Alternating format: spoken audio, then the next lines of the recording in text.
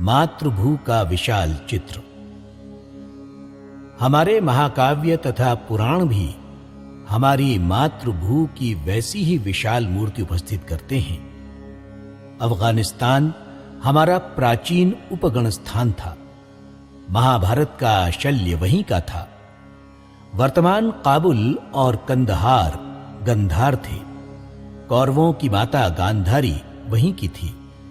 Iran तक मूलतः आर्य भूमि ही है।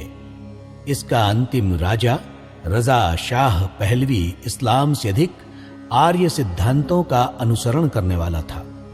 पारसियों का पवित्र ग्रंथ जेंदावेस्ता बहुत कुछ ऋग्वेद है।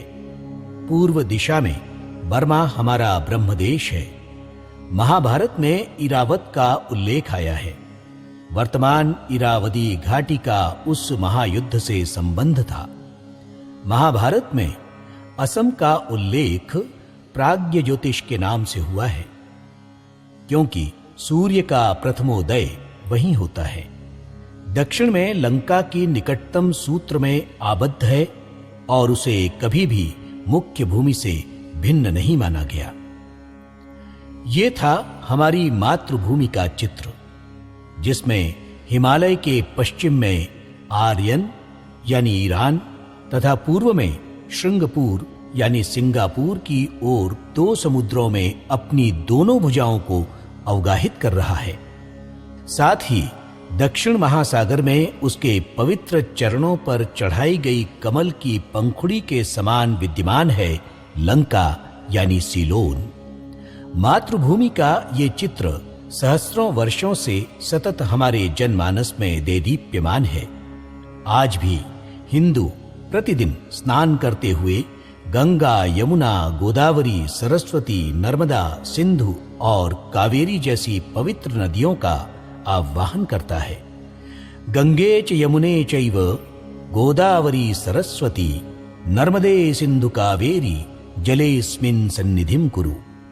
यानी हे गंगा, यमुना, गोदावरी, सरस्वती, नर्मदा, सिंधु तथा कावेरी, तुम्हारा जल हमारे स्नान के जल में सम्मिलित हो। ये भी भक्ति का एक पाठ है, क्योंकि इसके द्वारा हमें यह अनुभूति कराई जाती है कि इन पवित्र नदियों के एक बूंद जल में भी हमारे समस्त पापों को धो डालने की शक्ति है।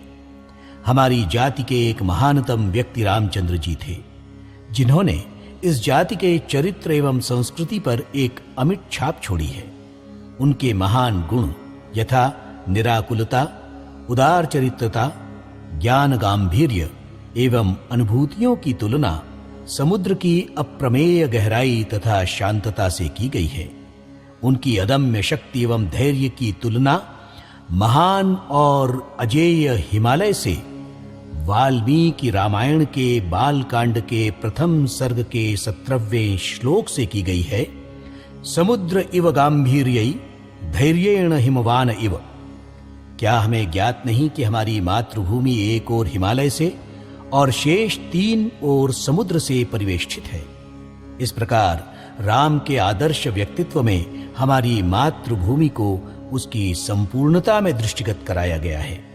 अनेक प्रकार से हमारी समग्र अखंड मातृभूमि को पूजनीय के रूप में प्रस्तुत किया गया है।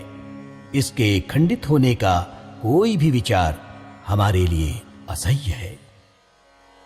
जिनका मुकुट हिमालय जग जगमगा रहा है, सागर जिसे रत्न की अंजलि चढ़ा रहा है, जिनका मुकुट हिमालय।